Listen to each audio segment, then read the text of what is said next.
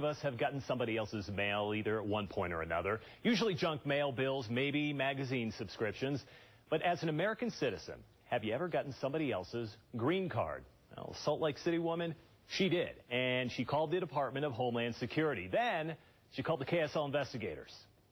In the routine day of a routine life, this is actually my husband's childhood home. There always seems to be that tiny little element of surprise every single time you open up that mailbox.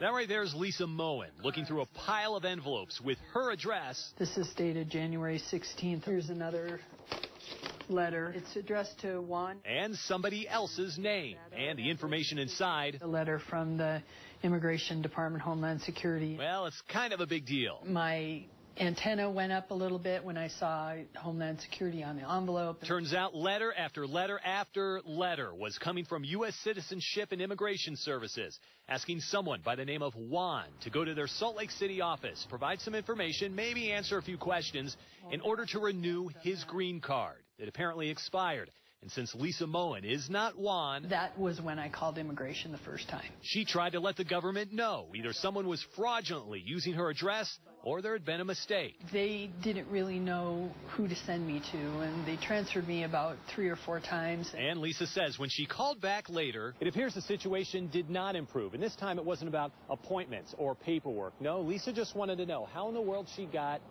this. It's Juan's green card.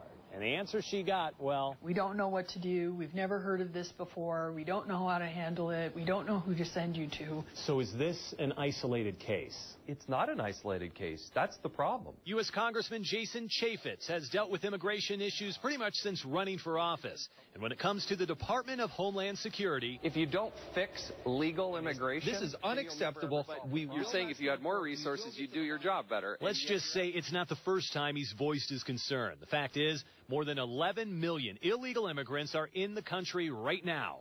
And if green cards go floating off into the wrong hands, Chaffetz says it points to a much, much bigger problem. It's just as if they're just pushing everybody through as fast as they can. No background checks. Let's not visit with them in person.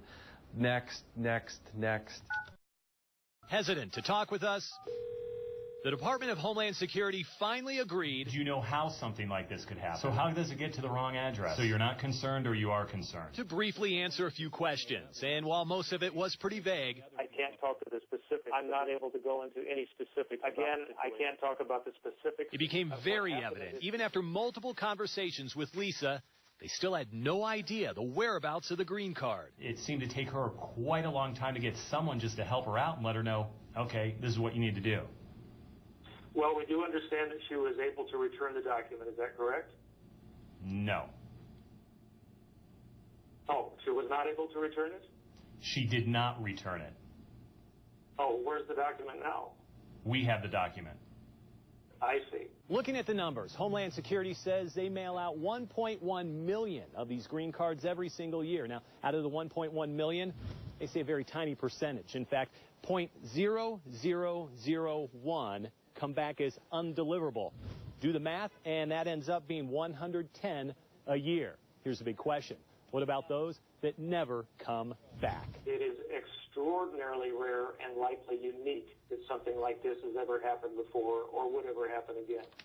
But a quick search online reveals a very different story. Mind you, this is the internet, but looking at the complaints, people say it has happened before. Green cards for my wife and daughter were sent to the wrong address. The green card was sent to the wrong address. And it has happened again. What if my green card was sold? I don't know what to do. And here's the kicker. In the case of Juan, Homeland Security spent the better part of 8 months mailing sensitive documents to the wrong address. Hey, how you doing? Where on the flip side, it took the KSL investigators the better part of 8 minutes. You're still waiting for a new green card. To track down the right address. Yeah, we're still waiting on the second green card that he hasn't gotten. Juan wasn't home. His son-in-law was. And while he didn't say much concerning the history of Juan, we did come across court records revealing one more element to the story. That raises a few questions. Within a 5-year period, Juan had multiple citations, charged with 3 DUIs, convicted of 2 of them. And through it all, maintained his green card. Would that concern the Department of Homeland Security if you have someone in here from out of the country that has multiple DUIs? We are concerned that the right person gets the right benefit that they are qualified for. and we ensure that happens. That cannot stand. That is just outrageous. That alone, this person should have been deported and kicked out of the country, and the system should have reflected that, not send out a green card. And that right there just might be the irony. The green card was sent.